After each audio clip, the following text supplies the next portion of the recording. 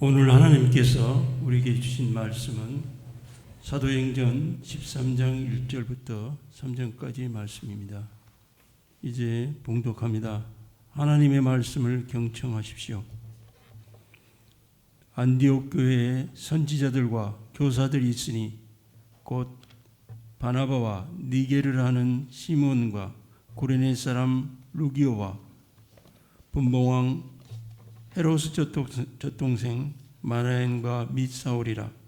주를 섬겨 금식할 때 성령이 이르시되 내가 불러 시키는 일을 위하여 바나바와 사울을 따로 세우라 하시니 이에 금식하며 기도하고 두 사람에게 안수하여 보내니라. 아멘. 하나님께서 이 말씀을 통해 우리에게 은혜 주시기를 원합니다. 아멘. 제가 존경하는 목사님 한 분이 30회 넘게 목회를 하시다가 이제 교회에서 정년이 되어서 은퇴를 하시게 되었어요. 본인이 개척했고 대구에서 목회하셨는데 목회하는 모든 사역을 마무리하면서 그동안의 교회와 함께했던 그 역사들을 기록해서 책으로 냈습니다. 그 책을 제가 받게 됐는데 그 책의 제목이 오늘 설교 제목하고 같아요.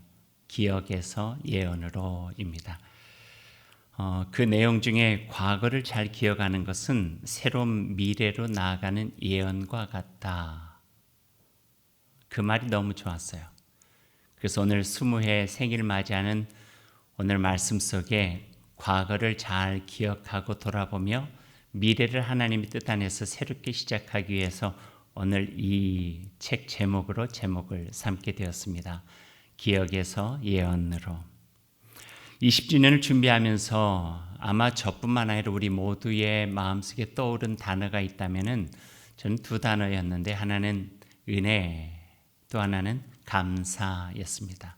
은혜와 감사로 20회 우리와 함께 하신 그 귀한 날들을 하나님 안에서 이렇게 정리해 볼 수 있을 것 같아요. 모든 것이 다 감사요. 모든 것이 다 은혜죠. 요즘 따라 더 그렇습니다.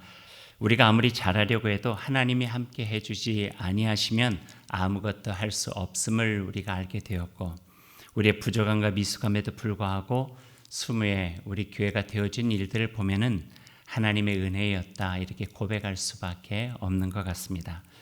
많은 이들에게 신앙의 모범이 되어지는 어떤 권사님의 작은 말씀을 제가 들은 적이 있어요. 신앙의 기본 중에 감사가 제일인데 그 권사님은 자기 평생에 4가지 감사를 줄곧 해왔대요. 그 4가지 감사가 이 감사예요. 그럼에도 감사, 그러니까 감사, 그럴수록 감사, 그것까지 감사. 아주 재미있는 이런 내용이에요. 그럼에도 감사, 그러니까 감사, 그럴수록 감사, 그것까지 감사. 생각해 보면은 모든 것이 다 감사라는 거예요.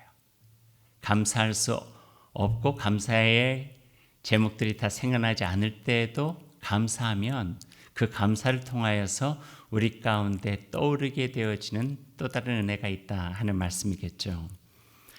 그분의 이야기는 이 감사가 우리 인생에 굉장히 중요한데 감사가 그 인생 속에 많아지고 깊어지면 깊어질수록 지금이 소중해진대요. 현재가. 그러니까 감사가 많은 사람은 지금을 소중하게 살아갈 수가 있고 지금을 소중하게 살아가는 사람은 미래를 빛나게 살아갈 수가 있다. 그래서 우리는 감사를 해야 된다. 그렇게 말씀을 해주고 계세요.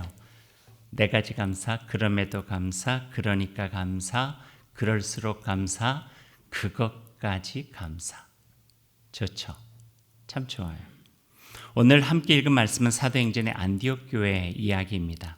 이 말씀에서 우리 교회의 모습을 발견하고 또 우리 교회 미래도 우리들이 함께 생각할 수 있어서 이 말씀을 본문으로 삼았습니다.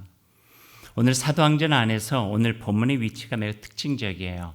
전체 사도행전 안에 13장 오늘 우리가 읽은 본문은 마치 큰 두 섬을 잇는 다리와 같은 역할들을 하고 있습니다.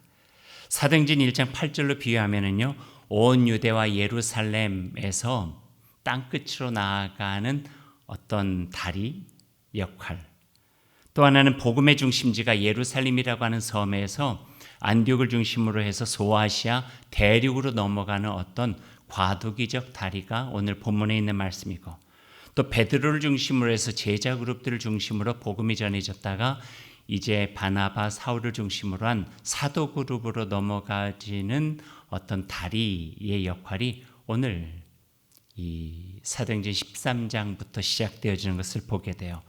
그래서 이후로는 사도행전 여러 본문 중에서 베드로, 요한, 예루살렘 교회와 같은 말들은 찾아보기가 그리 쉽지 않고요.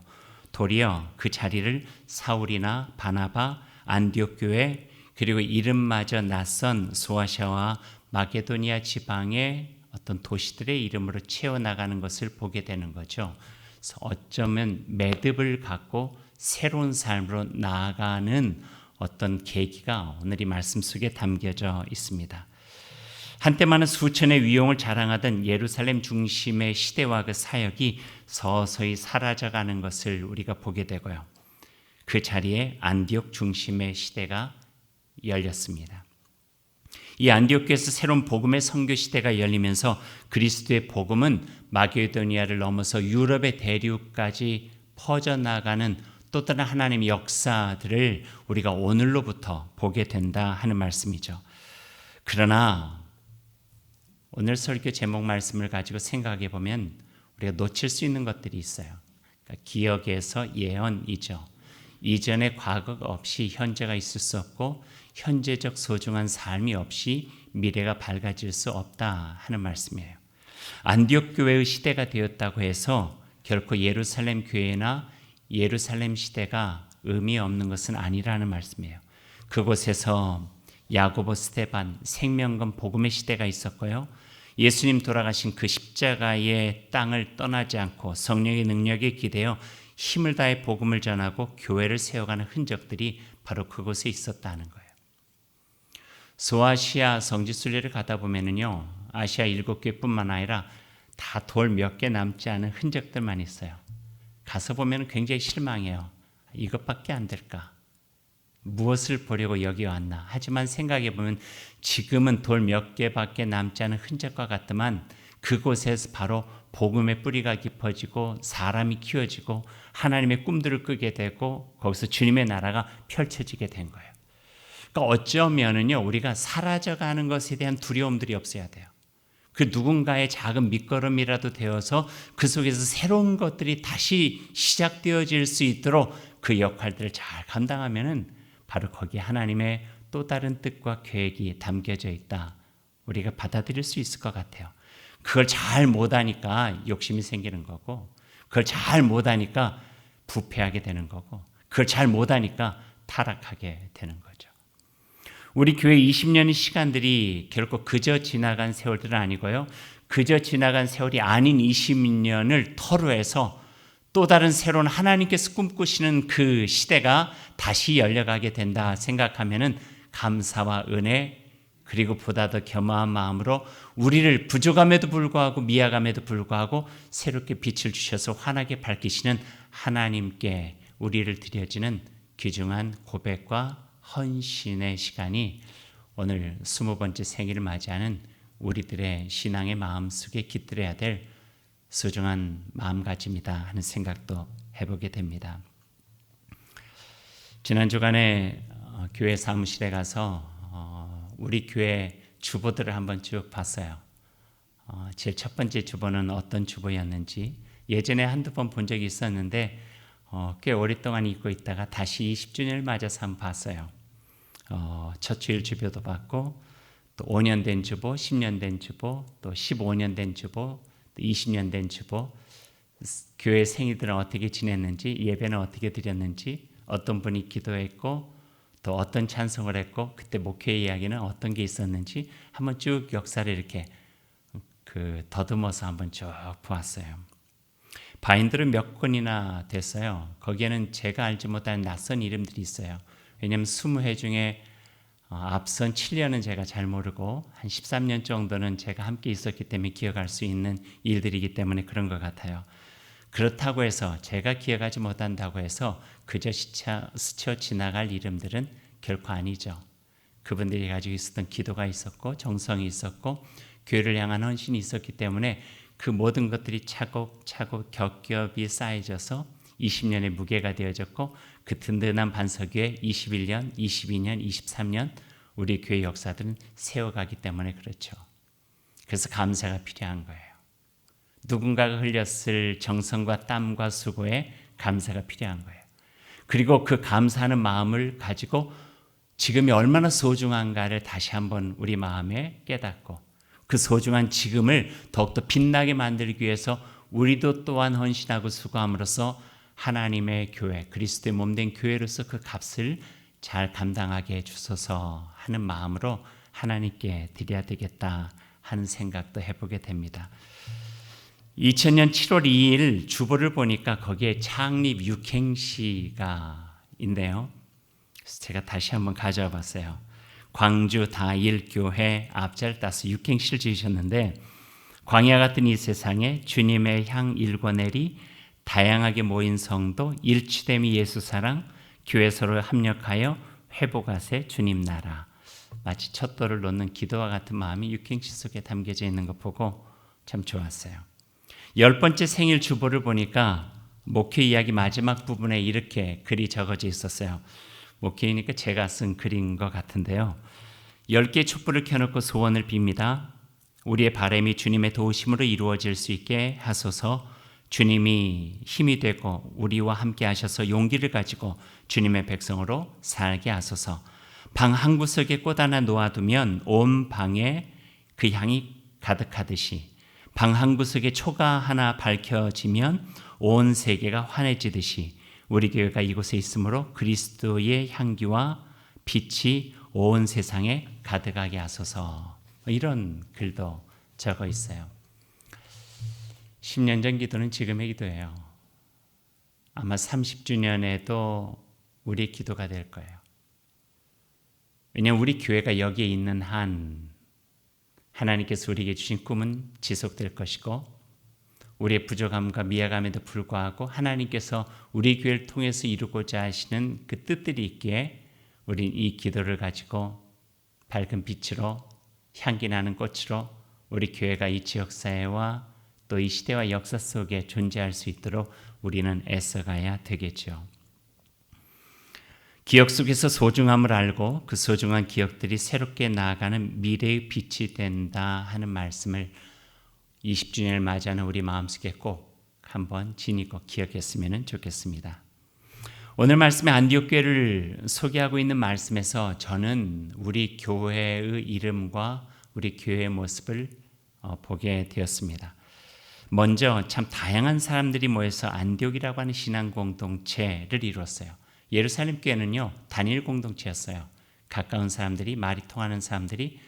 그런데 안디옥 교회로 넘어가면은요 말이 잘 안 통하고 다양한 사람들이 서로 함께 어울릴 수 없는 사람들이 한 공동체를 이루어가는 것을 보게 됩니다. 말하자면 우리 교회의 이름 다양성 속에 그리스도 안에서의 일치를 이루고 하나됨을 이룬 교회의 모습이 안디옥 교회의 모습의 전형적인 특징이었다 하면은 거기서 우리 교회의 모습, 또 교회 이름을 발견해 나갈 수 있을 것 같아요. 13장 1절 말씀을 제가 한번 읽어드릴게요. 안디옥 교회에 선지자들과 교사들이 있으니 곧 바나바와 니게르라 하는 시므온과 구레네 사람 루기오와 분봉왕 헤롯의 젖동생 마나엔과 및 사울이라. 여기에 안디옥 교회를 소개하는 대표적인 지도자 5명을 소개하고 있어요. 바나바 그리고 제일 마지막에 있는 사울, 바울로 이름을 바꾸기 전인 것 같은데요. 2사람 우리가 잘 알고 있고 3사람 우리가 잘 모르죠. 니게르라 하는 시몬인데 여기서 니게르라 하는 말은 그 당시에도 피부가 검다 하는 뜻을 가지고 있으니 중동 사람들, 팔레스타인 사람들이 피부가 검다고 했으면 얼마나 검을까요? 아마 아프리칸 정도 된 것 같다 하는 생각이 되어져요. 예수님이 십자가를 대신 지어준 사람 구레네 출신 루기오가 거기에 있고요. 그런가 하면 귀족 출신으로 세례자 요한을 죽인 헤로당과 어린 시절을 같이 보낸 젖동생 마나엔이라고 하는 이름도 보입니다. 젖동생이라고 하는 것은 우리식으로 풀이하면은요 나이 차이가 많이 나는 늦둥이 동생이라고 표현할 수 있어요. 그런 사람들까지 다양하게 모여서 안디옥 교회의 리더십을 이루게 된 거예요. 인종도 계급도 지역도 다양하죠. 근데 생각해 보면은요, 그 당시의 문화나 여러 가지 상황을 볼 때 교회가 아니라면은 만날 수 없는 사람들이 그곳에 모인 거예요. 복음이 아니라면, 그리스도의 삶과 말씀이 아니라면 하나가 될 수 없는 사람들이 그곳에 모여 있는 거예요. 모이게 한 하나의 힘은 그리스도를 향한 열정과 복음의 정신과 예수 그리스도를 통해서 우리에게 주신 사명, 이것 하나 가지고 다양한 자기의 존재적 형편과 상황을 뛰어넘어서 하나 되게 했다는 거죠. 조금 실감나게 약간 비유적으로 이야기하면 이런 거예요. 어떤 교회가 지금 있어요. 근데 거기 리더십이 한 사람은 여기 광주 출신인데 또 한 사람은 예멘 난민 출신이 되어졌다거나 또 한 사람은 탈북한 이주민이 또 리더십이 되어져 있고 여성도 한 사람이 들어가 있고, 그러니까 결코 조합으로 우리들이 이룰 수 없는 사람들이 예수 그리스도를 사랑하는 그 마음, 복음 안에서 서로를 용납할 수 있는 그 마음, 그거 하나로 한 교회를 위해서 기도하고 함께 책임지고 나아갈 수 있는 리더십이 되었다고 하는 거예요. 그런 전형이 2000년 전에 안디옥교를 통해서 이루어졌기 때문에 어쩌면 마게도니아 유럽으로 퍼져나갈 수 있는 교회의 생명력과 그 기틀을 가질 수 있는 거죠. 그러니까 하나님께서는 예루살렘 교회는 예루살렘 교회로서의 역할이 있었고 안디옥으로 넘어가서 안디옥 교회를 이루게 하시는 또 새로운 모습들은 그거를 징검도를 삼아서 하나님께서 온 세계 땅끝까지 그 복음을 전하시려고 하는 꿈들을 실현해 나가기 위한 어떤 교두보적인 그 모습으로 두 섬 사이를 연결할 수 있는 다리로서 안디옥 교회를 세워주신 거죠. 복음은 이런 힘이 있어요. 세상에서 불가능한 것이 교회 안에 가능하게 한대요. 복음의 힘으로 예수 그리스도 그분을 믿고 있는 이들이기 때문에. 또 반대로 세상에서 얼마든지 가능한 것이 교회 안에서는 가능하지 않대요. 그 또한 복음의 힘과 복음의 정신과 예수 그리스도의 삶과 가르침 때문이겠죠. 그래서 교회는 세상으로 하여금 저들은 조금 구별된 유별함이 있지만 그것이 그들에게 호감을 주고 본보기가 되어지고 닮고 싶게 하고 그걸 통해서 또 다른 세상의 희망을 찾아갈 수 있다면 그게 어쩌면 이 시대 속에서 교회가 줄 수 있는 가장 중요한 역할이라 하는 생각도 해보게 됩니다. 안디옥 교회에서 그리스도인이라고 하는 이름이 처음 붙게 된 의미도 바로 거기에 있었죠. 요즘 광주가 코로나19로 참 힘들어요. 어려워요. 총회에서도 제가 어제 전화를 여러 통 받았어요. 광주 어떠냐고. 불안하죠. 그러나 전염병은 코로나19는 지금 시작됐는지 모르지만 전염병의 위험성은 이전에도 있었어요. 초기 한국 사회 교회가 세워질 때 가장 무서운 전염병, 이 전염병 이름은 제가 어렸을 때도 이게 되게 무서웠어요. 콜레라였대요. 콜레라 그 균을 통해 가지고 전염되어지는 것이 그 당시엔 가장 어렵고 위험했다고 그렇게 전해지네요. 호열자라고도 했는데 1878년에 한국 초기 개신교가 세워질 당시쯤 되죠. 처음 환자가 나온 다음에 1886년 2달 동안에 서울에서 6,000명이 사망을 해요. 콜레라로. 1890년 전역에서 8만 명 정도가 사망을 했다고 하니까 지금보다도 훨씬 더 위험한 그 감염병이었던 것 같아요. 1895년 청일전쟁 전쟁원이 얼마나 더 했겠어요? 서울에서만 5,000명 사망하고 치명적인 전염병으로 전국을 다 휩쓸고 지나갑니다. 치료의 방법이 없었어요. 왜냐하면 원인이 뭔지를 몰랐어요. 원인이. 그러다 보니까 원인을 잘 모르니까 사람들이 추측하게 된 거죠. 이 귀신이 몸에 들어와서 질병을 일으킨다고. 그래서 가장 많이 콜레라를 치유하기 위해서 한 일들이 그 무당불러다가 굿하는 거. 그게 가장 많았대요. 이 역사를 보면은요. 그리고 더 나아가서 이 콜레라를 쥐 귀신이 일으킨다고 하는 미신을 갖게 된 거예요. 그 쥐는 누가 이겨요? 고양이. 그러니까 고양이 그림을 가지고 있는 부적들을 집집마다 붙이고 그 콜레라를 이겨내려고 했던 것이 19세기 말 1800년도 후반에 우리 한국 사회의 모습이었어요. 그때 기독교 의료 선교사였던 어비슨 선교사가 당시에는 그걸 세균이라 부르지 않고 미균이라고 했대요. 미균. 그것이 원인이라고 하는 것을 설명하고 다른 사람들이 다 그것에 믿지 않을 때 교회로부터 그 미균을 방지하고 치유할 수 있는 방법들을 소개하고 확장시켜 나가기 시작한 거예요. 그 방법으로 그 선교사가 이야기했던 3가지 방법이 있어요. 첫 번째는 음식과 물은 날로 먹지 말고 끓여서 먹고 마셔야 됩니다 하는 거. 두 번째는 손과 입을 철저히 씻으십시오. 그리고 세 번째는 그래도 병에 걸리면 기독교 병원이나 교회로 가십시오. 그랬대요. 기독교 병원이나 교회로 가십시오. 그리고 교회 다니는 이들에게 불과 몇 % 되지 않았지만 그들에게 어떤 것들을 부탁했냐면 교회에서 환자 받기를 두려워하거나 마다하지 말고 도와주십시오. 마스크나 헝겊 같은 거겠죠. 철저히 하고 손을 깨끗하게 씻고 옆에서 잘 도와주면은 끓인 물이나 음식으로 잘 포용하면은 이겨낼 수 있습니다라고 교회들마다 그것을 소개하기 시작한 거예요. 그리고 교회가 그 말을 듣고 열심으로 애를 썼대요. 그러니까 기독교 병원과 교회가 그래서 콜레라를 치유하고 퇴치하고 사회에서 방역하고 모든 걸 이루어가는데 아주 혁혁한 공을 세운 거예요.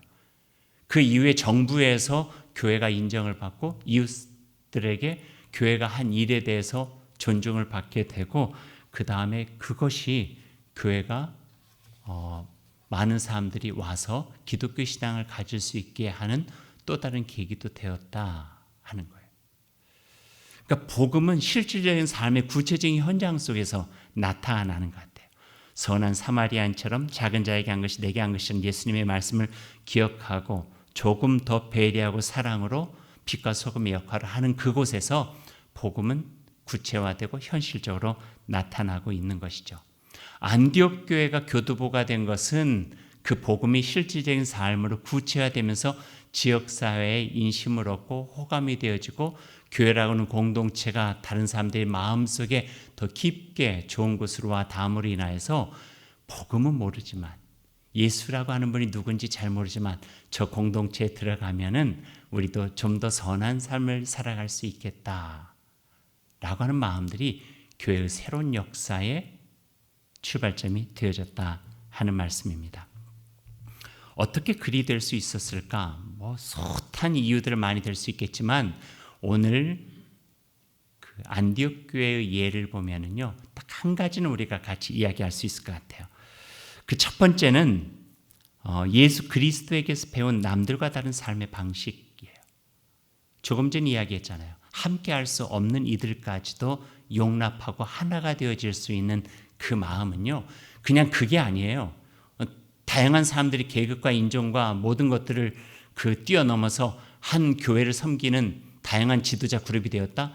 이거에는요, 복음의 기초가 되어진 거예요. 그걸 할 수 있을 정도 되어지면은 얼마나 세상을 향하여 하나님의 말씀을 살고자 하는 그 마음이 있었는가 하는 것들을 그 한 가지 단적인 예를 통해서도 우리가 알 수 있게 된다는 거죠. 또 한 가지 거기에 그렇게 할 수 있었던 것은 한 발 앞서 복음으로 자신의 삶을 그렇게 살아갈 수 있도록 내놓은 먼저 실천해 나아가는 사람들이 있었다 하는 거예요. 5명 리더십이 그냥 된 것은 아니겠죠.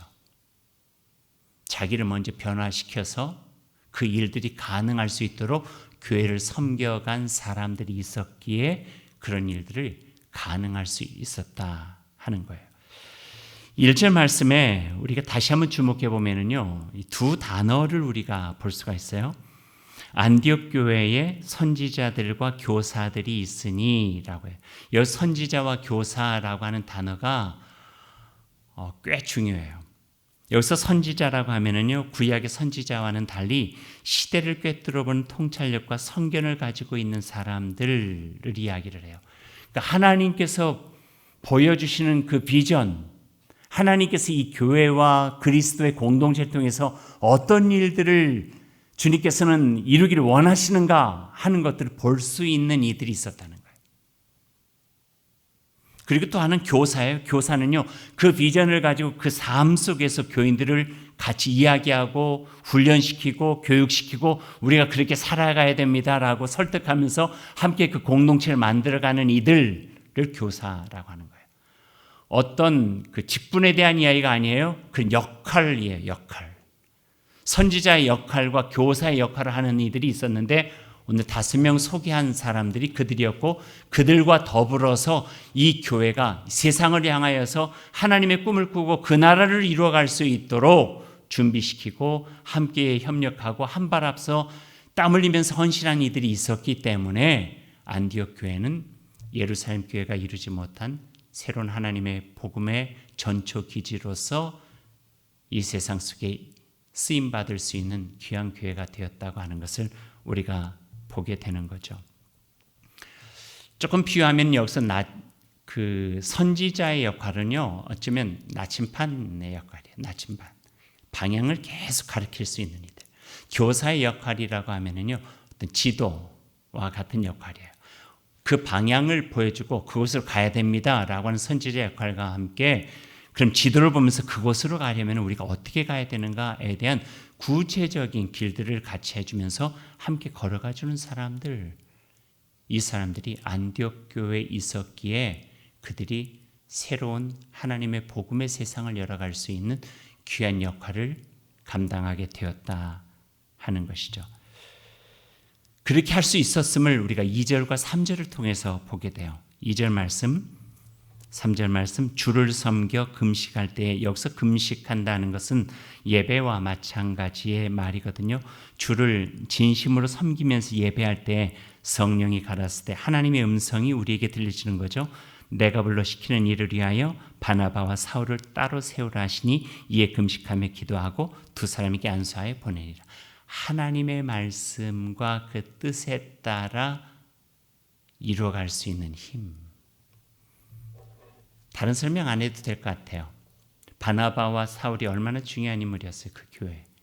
근데 그들을 성령께서 그들 통해서 더 큰 일을 위하여서 내어보내고 그 빈 자리를 함께 메꾸라 하니 그들이 기도하고 금식하면서 쉽지 않았다는 거예요, 결정하기에. 그러나 마음과 결정하고 하나님의 뜻에 따라 순종하고 그 일을 감당해 나갈 수 있는 복음의 저력이 그 안에 있었다. 20주년이에요. 20주년. 청년, 성년이 되었다 이야기를 해요. 어쩌면 이제 후로는 우리가 더 하나님의 음성에 경청해야 되어야 되겠다 하는 생각을 더 해봐요. 이제 우리에게 하나님께서는 더 큰 것들 요구할 수도 있어요. 더 귀한 사명과 사역들을 맡기실 수도 있어요. 그럴 때 먼저 우리가 어느 정도 안정되었다 해서 우리 생각만 하다 보면은요, 인간적인 생각들, 인간적인 지혜들, 인간적인 마음에 매몰되기가 참 쉬워질 것 같아요. 어쩌면 수무에 맞는 우리 교회에게 이 말씀 하나님께서 주신 것은 이제 어쩌면 더 용기를 가지고 더 하늘의 음성 우리 마음속에 가다듬고 주님께서 보여주시는 더 나은 미래를 향하여서 한 걸음 더 나아가라고 하는 하나님의 요청과 초대가 이 말씀을 통해서 우리에게 계신 것 같아요. 지금 코로나19잖아요. 모든 게 다 불안하잖아요. 저와 같이 공부했던 옥성득 교수라고 하는 UCLA 교수, 기독교학 교수는 앞으로 이 코로나가 금방 잠재워지지 않고 적어도 내년 말까지는 갈 것이다. 많은 전문가들의 의견을 들어보면. 근데 내년 말 2021년도 말이 되어지고 2022년을 맞이하는 한국 교회는 어쩌면 숫자적으로는 반도 채 남지 않을 것이다. 지금까지 수만 보고 지내왔던 한국 교회에게 어쩌면 하나님께서는 다시 한번 본질로 돌아가서 교회를 통해서 하나님께서는 어떤 것을 이루려 하시는가에 대한 것들을 경각심을 가지고 진지하게 귀담아 들을 수 있도록 주시는 음성이 이 코로나19를 통해서 우리에게 있다. 이걸 놓치지 말아야 된다 하는 이야기를 하고 있어요. 저는 거기에 공감해요. 많이 줄을 수도 있을 거예요. 또 재정적으로 많이 어려워질 수도 있을 거예요. 또 대사회적인 어려운 시간들도 우리에게 주어질 수 있어요.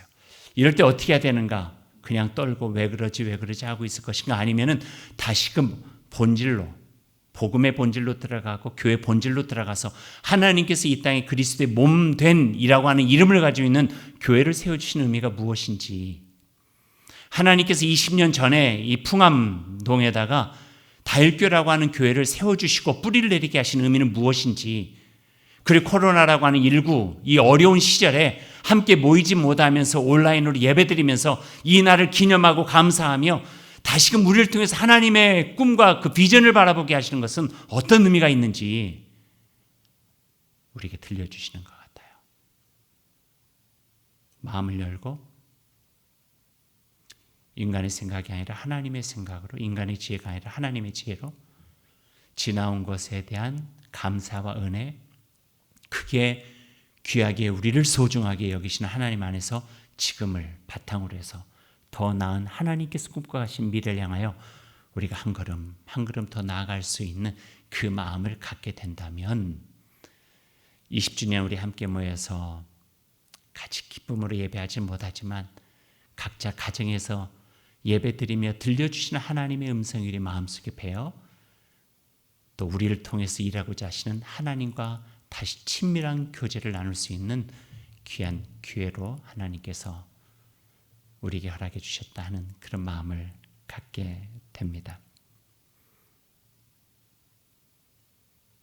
이 마음 우리 마음에 꼭 지니고 21주년, 22주년 하나님께서 펼쳐가시는 미래 속에 우리가 겸손하게 참여하며 하나님께서 이루셨다고, 주님의 뜻을 위하여 하나님의 나라를 위하여 우리가 작은 부분이지만 함께 해왔다고 고백할 수 있는 저희 교회가 되었으면 좋겠습니다. 이제 말씀 맺으며 늘 주보 앞에 있었던 광주 다일교회 신앙과 약속을 제가 한 번 더 읽어드리는 것으로 오늘 말씀을 맺겠습니다. 광주 다일교회 신앙과 약속. 우리는 다일교회를 건강한 교회로 세워가는 일이 하나님의 나라를 이 땅에 이루기 위해 할 수 있는 본질적인 일임을 믿고 이를 위해 늘 기도하겠으며 진실한 자세로 살아가겠습니다. 약해지고 느슨해지기 쉬운 나의 마음에 성령께서 힘주시고 인도하셔서 인생의 여정에서 참 믿음으로 하나님이 주시는 기쁨과 보람을 누리기를 원합니다. 하나님 우리와 함께하여 주옵소서. 기도하겠습니다. 사랑의 하나님, 우리 교회가 벌써 20회 생일을 맞이했습니다. 주님께서 세워주신 우리 교회를 위해서 기도합니다. 어렵고 힘겨운 사람들이 찾아와 마음 놓고 쉴 수 있는 그리스도의 넓은 품과 그늘이 있는 교회가 되기를 원합니다. 외롭고 지친 영혼들 손잡고 마음 다해 기도하고 다른 사람의 아픔과 눈물 소리 여기지 않는 진실된 교회 되기를 원합니다. 세상의 힘이나 권세 앞에 비굴해지지 않게 하시고 어리석고 우둔하여 영적인 보화를 보지 못하고 자신의 욕심에 치우쳐 살아가지 않게 하여 주옵소서. 하나님, 주님의 몸된 교회, 우리 교회가 하나님의 성령에 감동된 처음 교회 모습을 회복해 나가길 원합니다. 신령과 진정으로 드리는 예배가 있고 서로를 향한 마음, 기쁨과 친절로 받아들이는 교제, 복음을 가슴에 담고 뜨거운 마음으로 이웃에게 전하며 그 삶으로 모범이 되는 귀한 선교적 삶이 되게 하여 주옵소서. 그리하여 우리 모두가 한 마음으로 하나님을 찬미하고 온 백성들에게 호감 주어 칭찬과 신뢰와 자랑거지 되어지며 우리 교회를 통해 구원받고 하나님의 은총 경험하는 사람들이 날마다 더해질 수 있도록 인도하여 주옵소서. 주님, 우리 교회가 이런 교회가 되기를 원합니다. 우리에게 신령한 지혜와 겸손한 마음과 열정과 함께 노력하는 헌신의 자세를 주셔서 정말 하나님의 교회가 어떤 곳인지, 주님의 교회를 통해서 이 땅에 나타나는 기적과 같은 아름다운 일들이 무엇인지를 세상에 드러내게 하여 주옵시고 점점 혼탁해져가고 무감각해져만 가는 이 땅에 그리스도의 아름다운 나라를 세워가게 하여 주옵소서. 이를 위해 함께 믿음 안에서 용기 있게 나서는 한 사람 한 사람에게 성령으로 채워주시고 복 주셔서 하나님께서 감당할 수 있는 힘을 허락하여 주옵소서. 이제 20회 지나온 날들을 기억하고 그 터전 위에 하나님의 나라의 꿈을 세워놓습니다. 우리 교회를 통해 이 세상이 좀 더 나아지고 하나님이 기뻐하실 그 나라로 서가기를 원합니다. 그 나라를 위해 우리 모두 든든히 서서 하나님의 나라를 이 땅에 열어가는 사랑과 소망과 진리의 공동체 우리 교회가 되게 하여 주옵소서. 예수님의 이름으로 기도드립니다. 아멘.